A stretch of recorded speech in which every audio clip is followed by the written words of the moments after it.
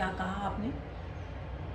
माँ बाबूजी ने हमारी सोनल के लिए एक अच्छा रिश्ता बताया है, और ये बात आप कह रहे हैं, जिसने अपनी बेटी को बचपन से ये सपना दिखाया कि उसे बड़े होकर डॉक्टर बनना है, उसे अपने पापा का नाम रोशन करना है, और आज आज अपने माँ बाबूजी से मिलकर उसकी शादी कर देना चाहते हैं।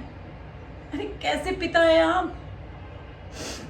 आप ये मुझे बता रहे हैं कि उसके ससुराल वालों से बात हो गई है, शादी के बाद वो हमारी सोनल को पढ़ाएंगे, जबकि ये बात आप अच्छे से जानते हैं क्या हुआ हमारी प्रिया के साथ।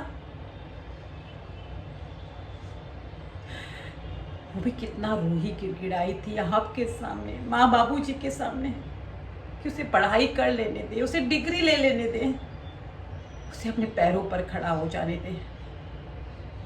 लेकिन उसकी एक न चली हम सबके सामने। कितनी आशा से उसने मेरी तरफ देखा था, और मैंने भी अपना मुंह फेर लिया था, क्योंकि मैं जानती थी कि मैं आप लोगों के खिलाफ आवाज़ नहीं उठा सकती हूँ। उस वक्त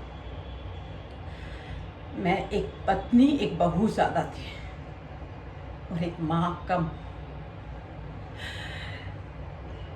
आज प्रिया जो कुछ भी भोग रही है ना अपने ससुराल में, उसकी वजह हम सब हैं।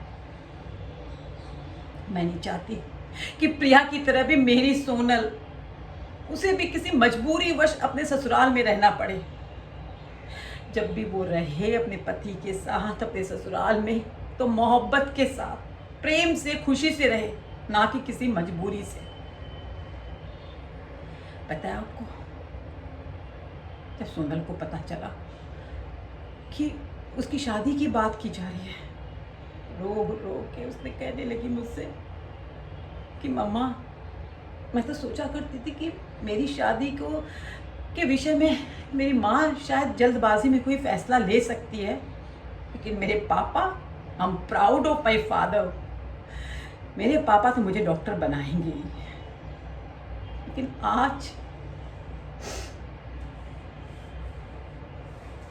देखिए, मैं एक बात आपको साफ साफ बता देना चाहती हूँ कि मैं अपनी बेटी के साथ हूँ। अगर मेरी बेटी डॉक्टर बनना चाहती है तो वो डॉक्टर बनेगी। वो जब तक चाहेगी तब तक पढ़ाई करेगी,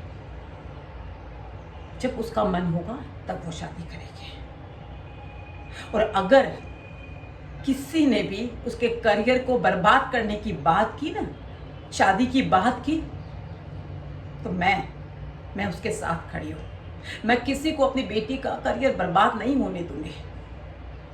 जाइए और माँ बाबूजी से कह दीजिए कि हमारी सोनल की शादी अभी नहीं हो सकती है।